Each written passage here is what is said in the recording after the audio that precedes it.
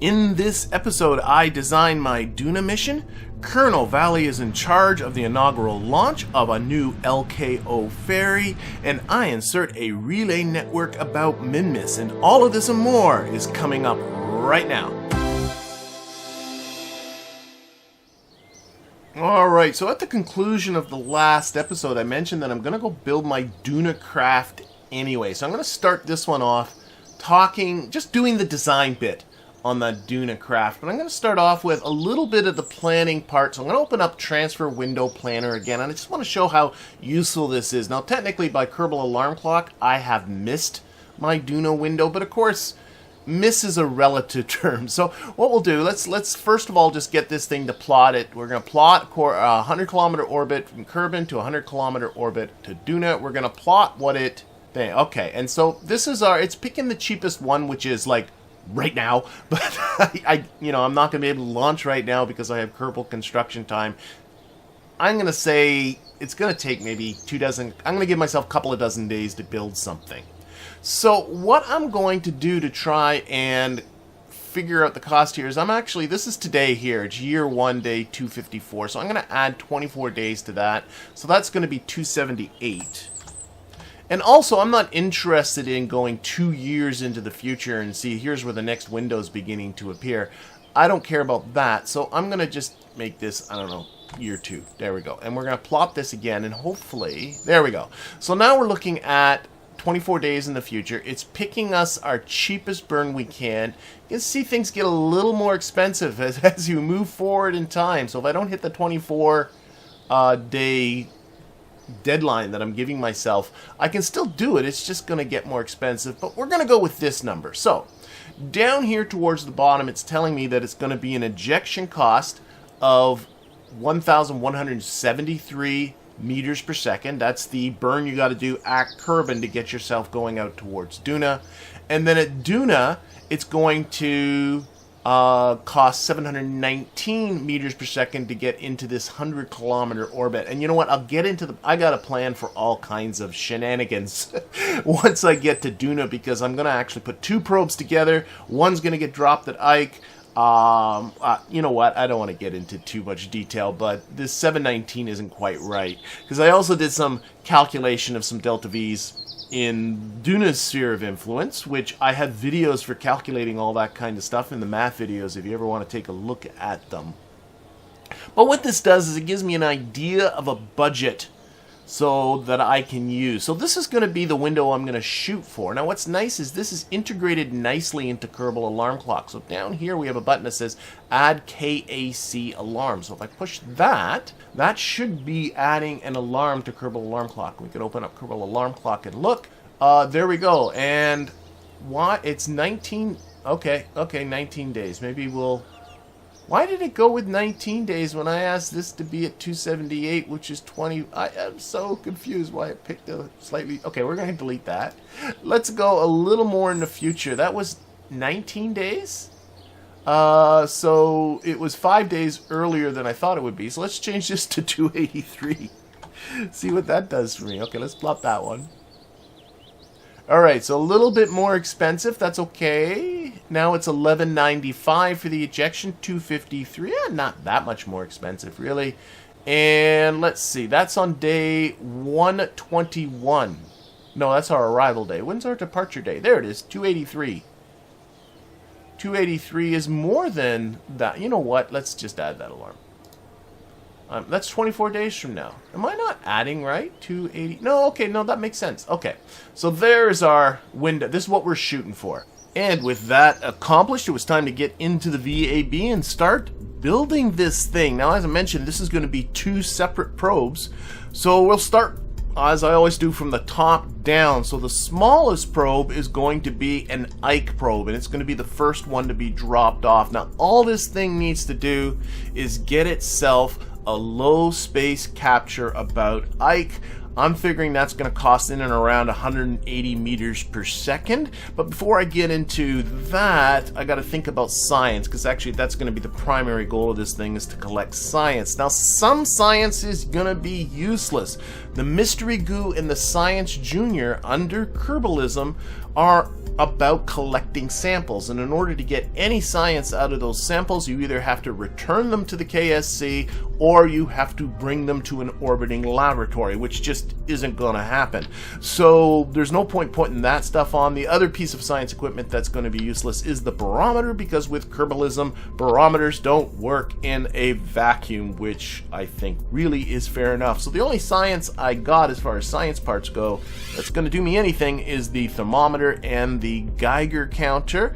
There's also, of course, science that's built into the probe cores. I can select two different science experiments that the probe core can do, and I picked the two simplest ones, the telemetry scan and the light experiment. So there's going to be 4 experiments this thing's going to be capable of doing. Now, none of these experiments are really electricity hogs at all, not like the Science Junior is, but I gotta transmit them. So I got to think about how much battery storage do I need in order to perform the transmitting. So I got into looking at how much electric charge those antennas use when they transmit, and taking a guess at how long I think it will take to do the transmitting. I really don't think it'll take too long, and I figure 300 units of electrical storage should cover me, and I hope it does. But the bigger thing I gotta think about is charging up those batteries once they get used. And if I take a look at how much time I can expect to spend in the daylight while in orbit about Ike, I figure I need generation of about 3.2 electric charge per second. Now, we're not going to, of course, be around Kerbin. We're going to be out at Duna, and I got to think about the inverse square law. And by the inverse square law, that translates to about 8.3 electric charge per second that are the Kerbin equivalent, the kind of thing that I would see in the VAB. And to get that much generation, I need about 6 of these deployable solar panels. Yeah, the inverse square law is a bitch. And with 6 of these on such a small probe, I'm just going to put flat out 6 of them, and I'm going to have to think about orientation. I'm going to have to make sure that this probe is pointed towards the sun whenever it is charging. But with that dealt with, it was now time to propel this thing. Now, the 2 hard points that you see sort of awkwardly stuck onto the side, they're not coming with us. They actually have the exact same mass as the DT-SM1 antenna, so they're just there to simulate the mass of the antennas once the antennas get added on. They'll come off before this thing actually launches. And once I put on an Oscar B fuel can with most of its fuel taken out in a single ant engine, I ended up with a delta V of 202 meters per second, and the thing only has a mass of 384 kilograms, which I am pretty happy about because this is only the beginning. Up next is the probe that's going to end up, hopefully, being in and around Duna. I'll only talk about the differences between this one and the Ike probe. The biggest one is that I am putting on the low-res altimeter that comes from the SCANsat mod, because I do have a contract to do a map of Duna. I could have put the altimeter as well on the Ike probe. I decided not to. One was to save some weight, but mostly it was because I don't want to be too picky about the inclination that I end up putting the Ike probe in around Ike, because I kind of want to keep the option open of using Ike to help me put this probe into its right final plane for its orbit, and so I just didn't want to restrict myself too much. So I decided, no, I'm going to make the Ike probe simpler, and this one's going to be kind of the main enchilada, as it were. Also on board is a barometer, because I do have a contract floating about to collect some science from Duna's upper atmosphere. So we're going to do a little bit of a dip into Duna's upper atmosphere to collect some science from there. And what I got budgeted for this one is about 650 meters per second of delta V. That is mostly just for the Duna SOI shenanigans that this thing is going to be doing. There's going to be plane changes, there's going to be orbit changes. Eventually I'm going to want this to be in a polar orbit of an altitude of 250 kilometers for the mapping. So that's why I'm giving myself so much delta V, so I can do all of those types of orbital changes. And that's being actually really generous, because I'm not considering any aerobraking I might do. I'm not considering any kind of gravitational shenanigans that I might pull off with Ike. So, you know, if any of that kind of stuff, I'm just considering gravy. It's going to take the opportunities as they come up. Another thing I did is I doubled up on the batteries. That's because of the altimeter. The altimeter actually, as I recall, does collect a fair amount of science. And that science is going to have to be transmitted, and transmitting takes electricity, so I don't know, double up the batteries.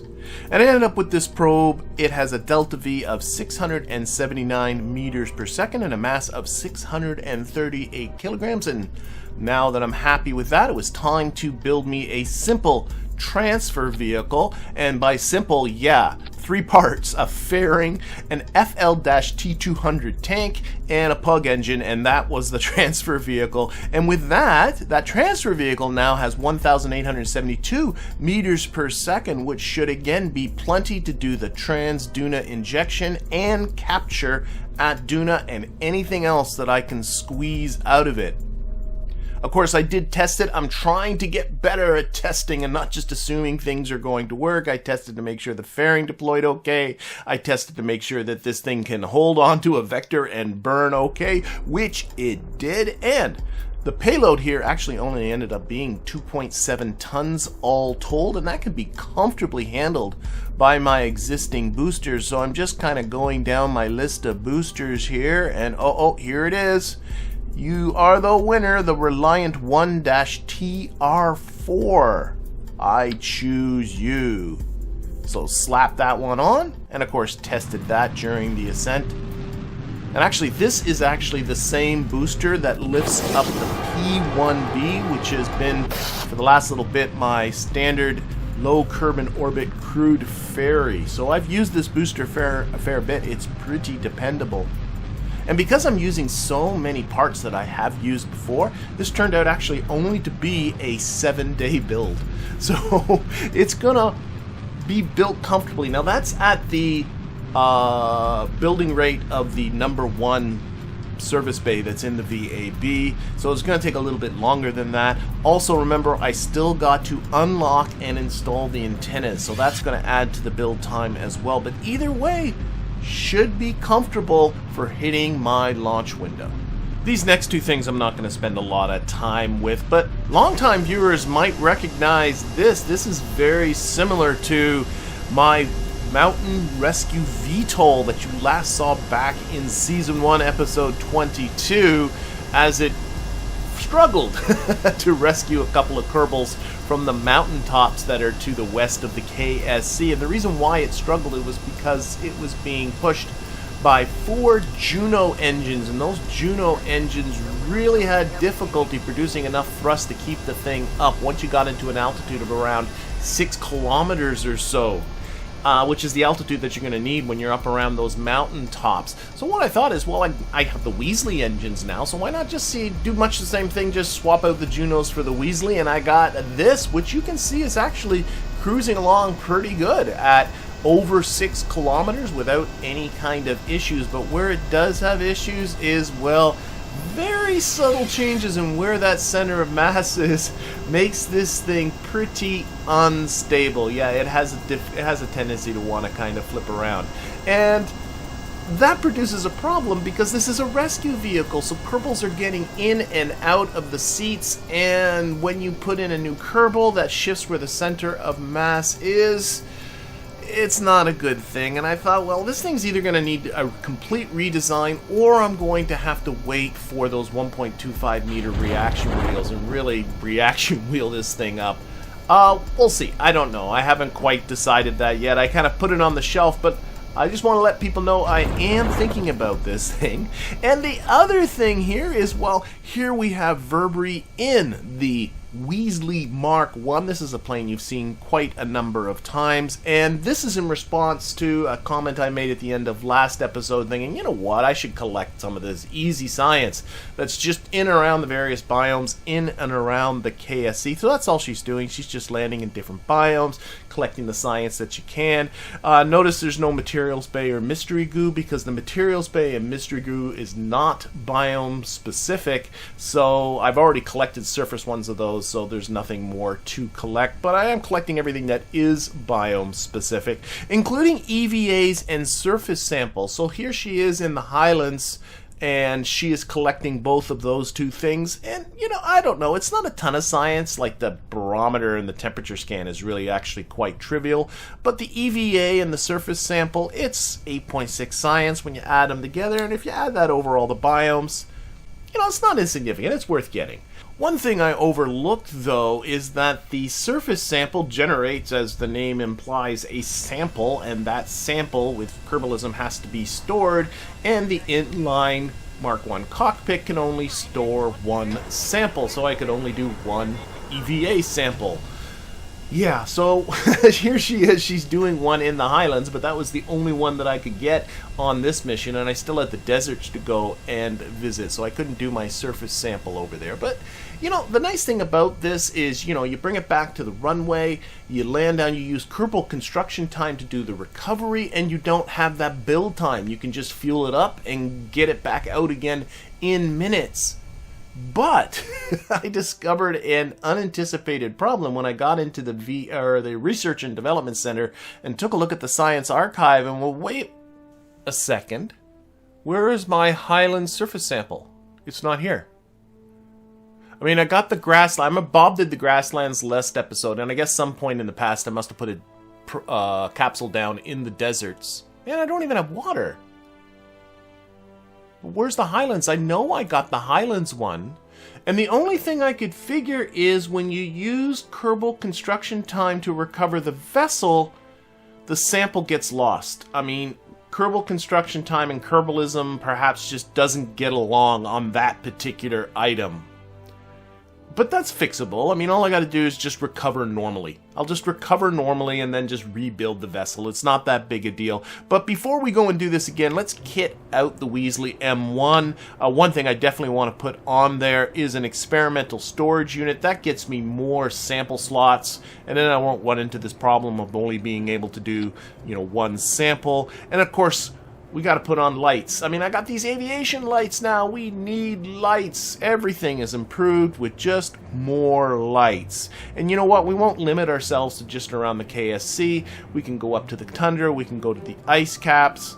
We can go out to the Badlands, right? So we'll make this into something that's going to work. But that's enough kind of fooling around the KSC. Let's get ourselves a bit further away. Alright, so here are our Minmus relays on their way clearly to Minmus. So, do I see... Oh, I think that's Minmus way over there in the distance. We got to get ourselves ready for a correction here. Warning, Minmus Mapper 1. Minmus Mapper 1. Can I disable those? Oh. So, a way that you can get it to stop sending you these notifications all the time. Configure. Here we go. Messages. And this is stop giving me messages about the signal. Because I know it's going to lose its signal when it goes behind Minmus. And I don't care. Of course, these relays are going to help with that situation, aren't they? And here we are coming in, and we are changing this to... Oh, okay. Should I trust? You know what? I think I'm not going to trust. I'm not going to run. I'm going to do this by hand. So I really want to get this. And the timing of this is by no means important. So I'm just going to do this right now. Put this onto the maneuver node. And, whoa. Actually, what's the most important is really getting inclination more than anything else. Because the inclination is the most expensive thing to change once you're out there. Though, to be honest, around Minmus, it really isn't that expensive. So, let's just do this by eyeball.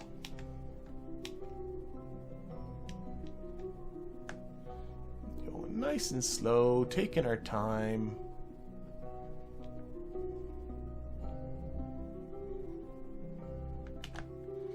I'm not convinced. Yeah, I'm not going to be able to get the... I'm going to leave it at that. That is good enough. I want an orbit of 150.1 kilometers, so this is close enough for now. Remember what the purpose is. This is to revive a satellite that is in orbit about Minmus. So we need to come in reasonably close because the antennas are down on that stupid satellite, and we got to be able to pick up the relays just with the antenna that's built into that probe body. But this is good enough for now. We're not going to be into Minmus's SOI for another day, and we'll make our final adjustments then. But in the meantime, it's just a few hours away until the Palm 1 is ready, so why don't we hop ahead to that? Alright, so here he is. This is the inaugural launch of the Palm 1. It's called the Palm 1 because it has a pomegranate capsule in it. This is the first time me using this outside of simulation mode. So it can carry, as you can see, 3 Kerbals, and it's again designed as an orbiter to go into orbit. And I think... Does it look at that! Blinky orange lights down here at the bottom. I'm sure there's more lights up there. Oh, how exciting. And it's on this mammoth lifter being pushed up by my strongest engine, the Kodiak. I got a trio of Kodiaks on the bottom. So single stage booster, and then the orbiter on the top. And what our target is, let's actually select that. We should be, there it is. This is what we're going for.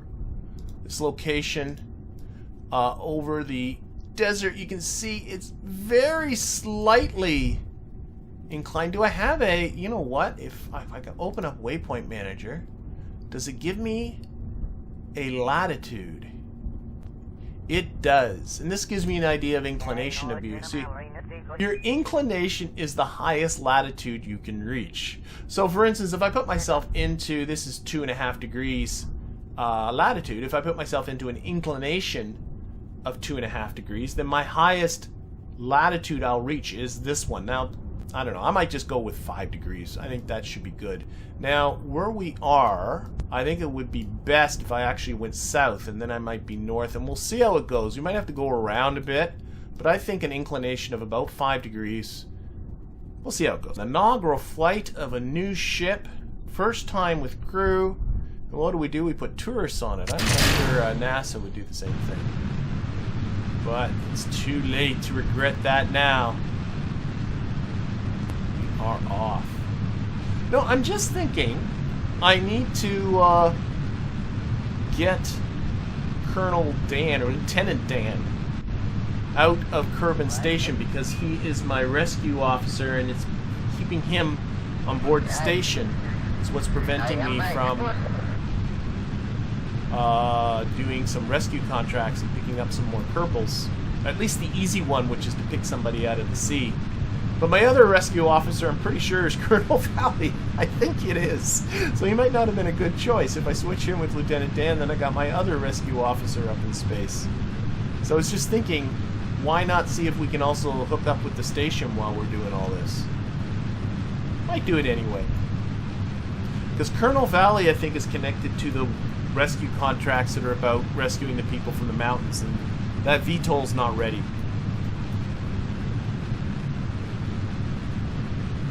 So maybe he'd be a better choice to have up there with Bill. I don't know. You know, I think I alluded to, but I don't think I specifically talked about what the contract is here. So the contract requirements are to have a pilot aboard, and that's why you can see Colonel Valley Kerman there. And to have aboard 2 tourists, Hayford and Henfen. And what those tourists want to do is to get a view of the Great Desert from space. Hence why we were aiming for a specific waypoint. You know, it's one thing I do not like about...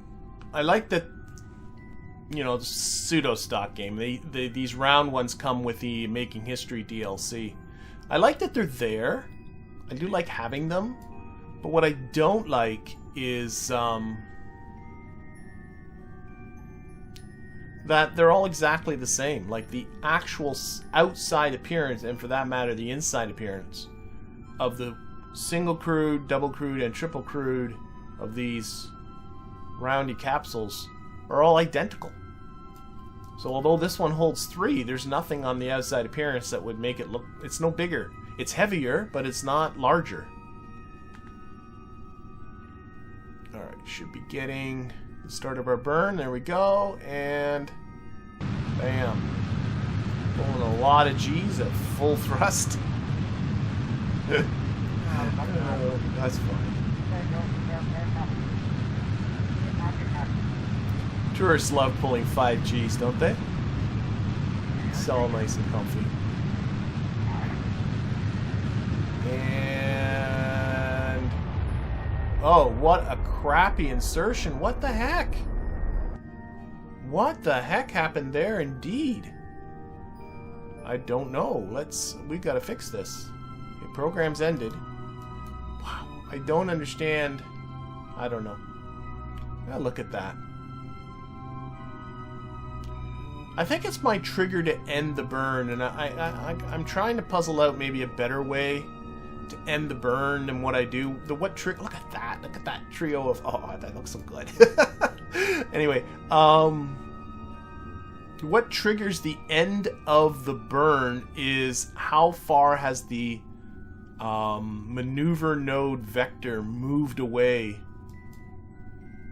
from its initial position. And for whatever reason, that triggered way late. I don't know why, but at least I got a lot left in the can here, so we can bring this back to 80 by 80.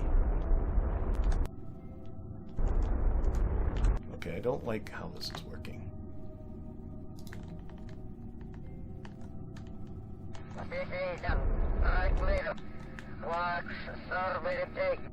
It was bringing down my periapsis too much, so I'm just going to pitch up a little bit. Does a good job with the inclination piece of it, but not that. Oh, that is even worse. I'm so annoyed. I think I have to go this way. Let's just get some sort of semblance of a decent order. Oh my gosh. Screw it, it's good enough. Okay, we are going... let's just lose... let's turn prograde. Lose the booster. Get it out of here. There is a lot... the orbiter... yeah, 534 meters per second in the orbiter.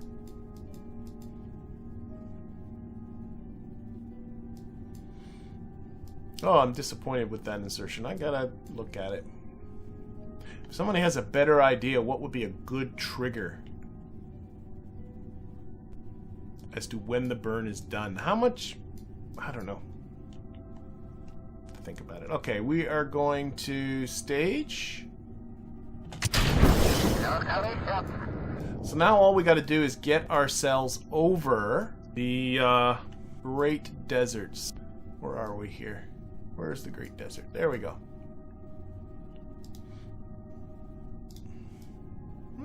Yeah, you never know.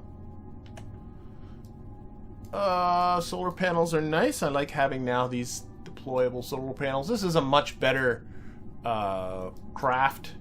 It's got plenty, should have plenty of life support aboard. They're a little cramped, but oh my god, dozens of days of 24 days of life support, as well as quite a bit of monopropellant. Of course, that's not just, that's for the an escape abort system. Alright, so up here, Waypoint Manager's keeping track of how close we are. It's the other side of the planet. I can see the waypoint here. Here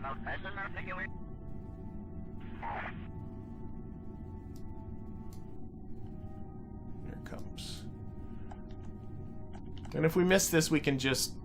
well, we can do some changes. Let's just see how this goes. This might work out pretty well. I don't know how close I have to get to it. Coming over the desert, seeing it at nighttime. I hope the tourists don't care about that. That's not too exciting, is it?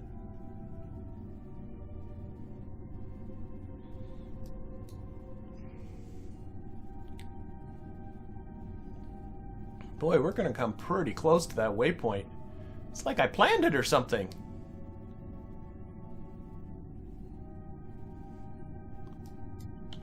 Oh, that's good. Do I have to do something? Oh, it's blinking. Do I have to do something? I have to go suborbital. Okay. Alright, let's go suborbital. So, shoot.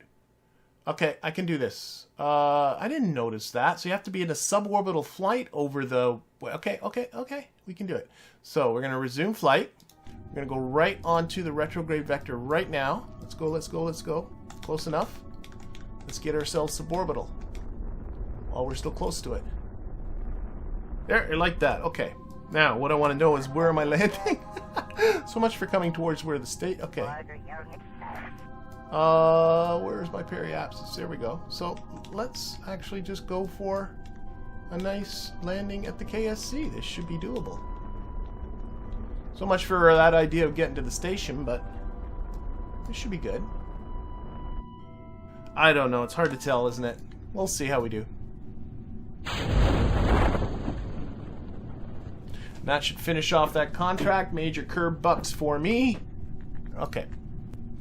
Let's get ourselves to Minmus. Minmus ho! Step 1. I want to move my periapsis out to 150.1 kilometers. So I'm looking for the radially out vector, which I can even see from here is definitely pointing the opposite way of what I want to go. I want to go this way.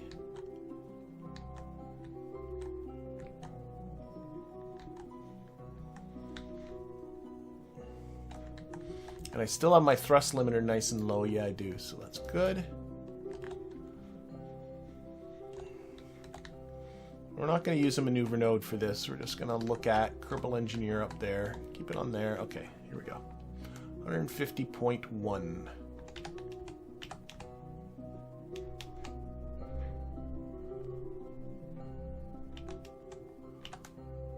Close enough. Okay, let's get this back this way. The next step in all this, I want to not just get my capture. Clearly that's not what I want to do. But I want my resulting apoapsis be at, I have a prediction of 238.95. And that number is very specific for a reason, because it gives me an orbital period of 320 minutes, or 5 hours and 20 minutes. That puts me into a period that is exactly 4/3 of what the eventual period will be. And the significance of this will become apparent once we start dropping satellites. I'm also going to take care of my inclination with this burn. Combining burns is always a good idea. Not always, but almost always a good idea. To try and put burns together. And I want to get my inclination as close as I can to 0. We're going to use the X-Man script to deal with this, and we'll see what we get when it's all done. It won't be perfect, but the most important things is to get the period right and to get the inclination as close to 0 as I can. And we should be, yeah, inclination's coming down too. Okay, orbital period again, 5 hours and 20 minutes. Hey, that ain't bad. That ain't bad at all. Okay, give me my control back. You just did that. Okay, let's put this back on prograde. Inclination could be better, but then again, I just eyeballed that. I can't blame that on my program, can I? And after burning just a smidge prograde to increase my orbital period, it was time to get our inclination down to 0. And the best place to do that is at the equatorial ascending or descending node. And it was the descending node coming up first, and the time to it was kindly being provided to me by Kerbal Engineer. So we'll time warp out to that. Oh, in that low inclined orbit that you see there, that's our lander that we've got to revive. That's the lander with its antennas down that this mission is all about. I don't have a signal to it yet.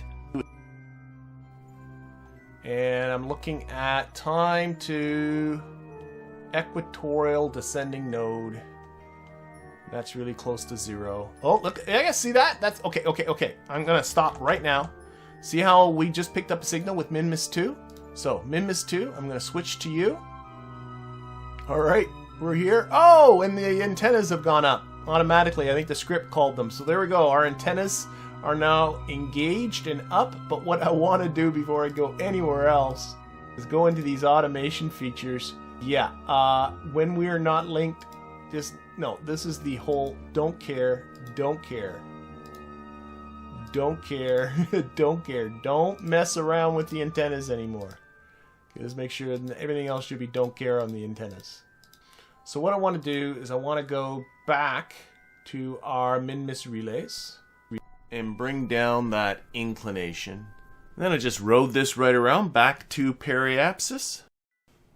Okay, so I just want to adjust my period to be 5 hours and 20 minutes. We are a few minutes away from periapsis, and I'm just wondering if I should just do it right now. Oops.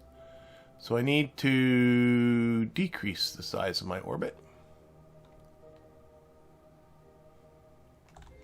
So I'm going to put this onto retrograde, and then we're going to get ready.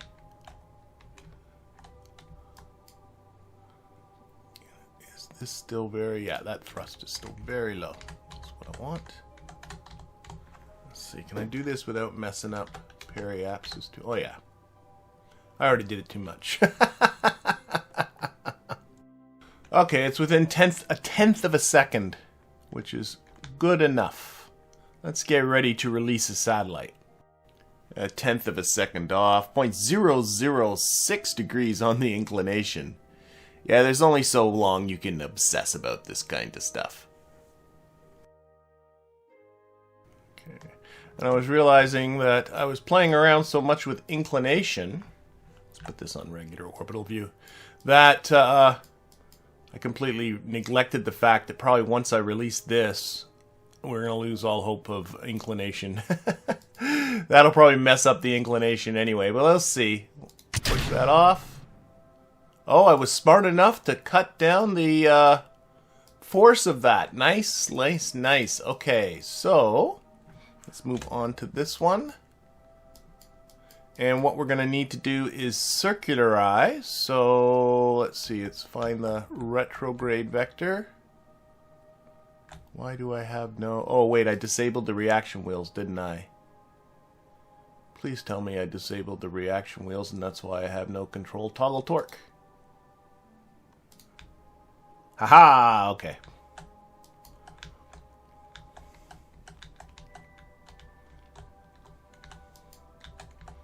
I'm just going to give this a very slight little puff. Now the engine is a single one of these linear RCS thrusters because this is such a tiny little thing and I got a little bit of monoprop here. You can see how little I have. 0.75 units of monoprop. That is all I need. So we're going to put on RCS. We're going to give ourselves a little bit of a puff. Come on. Why is this not working? Forward on. Oh, I got to have the fore aft on. There we go. Let's try that again. There we go. Just get ourselves going away here, to ensure we don't hit our own transfer vehicle. And what we need to do is circularize, so that means bringing our apoapsis down to about 150 kilometers as well. But more importantly, what I need to do is get my orbital period down to just 4 hours. So we just need to knock 54 minutes off of our orbital period, which really shouldn't be much. So I'm just going to wait till I'm closer to periapsis. What's nice, you don't have to be perfect. You can tweak all this stuff kinda.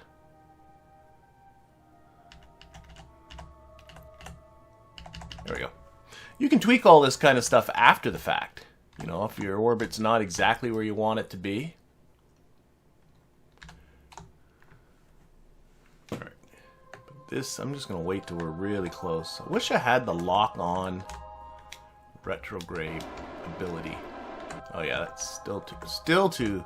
Gotta get closer to periapsis there.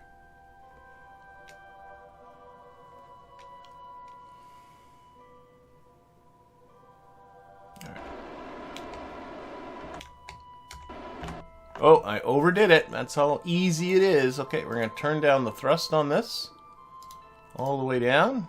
You really can get an idea of just how little we need here. Oh, wait, I didn't. I was looking at the wrong number. Oh, my gosh. You bonehead. I was looking at...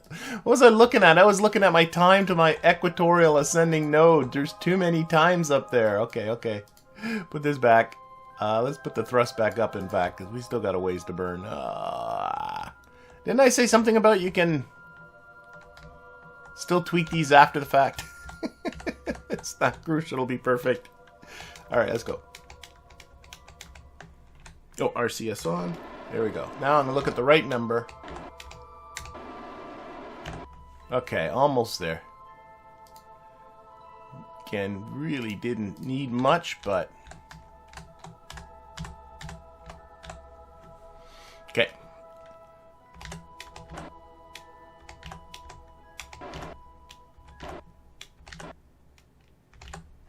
And what I can do is I can probably do this just with... would it be H? Yeah. Little puffs with H. That overdid it. So H was a mistake. Now I did overdo it. I overdid it by about 20 seconds. So we're going to come back.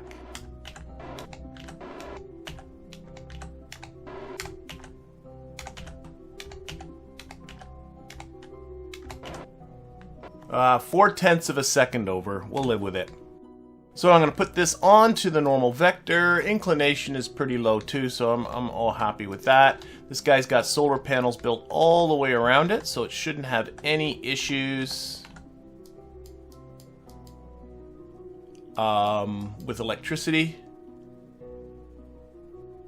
What is that? That is a rechargeable battery and the probe core. It's really not much to it, right? There's the probe core rechargeable battery, the Kerbal engineer thing, and then this little itty bitty bit of monopropellant. Do I have any experiments that I put on here, or did I just turn off all the experiments? I turned off all the experiments. Of course I did, because that'd be foolish not to. Okay, so let's get ourselves back to, am I close? I'm still close enough to this thing to get back to it.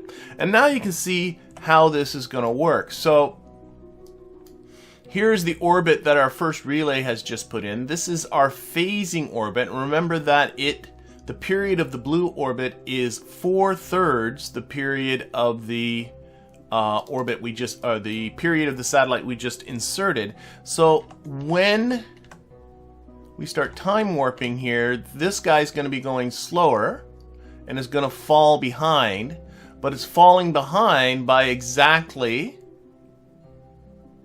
Oh, it just... signal loss issue again. It's falling behind by exactly 1/3 of the orbit of our first relay there. So when we get back down here towards periapsis, we are in exactly the right position in which we need to be, and in which case we just drop our second satellite and do the same thing, and then drop our third satellite, and then finally we're going to deorbit our transfer vehicle.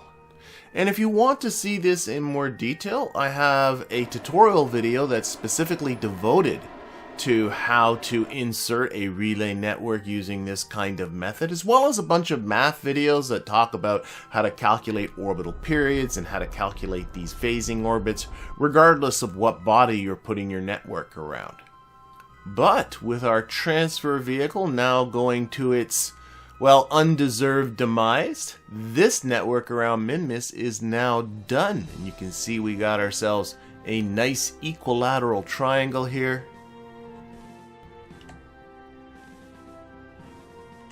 We have one craft falling to its doom, but the other ones, let's switch over to our Minmus 2 here and we'll watch from here. So now Minmus 2, actually let's go back one there.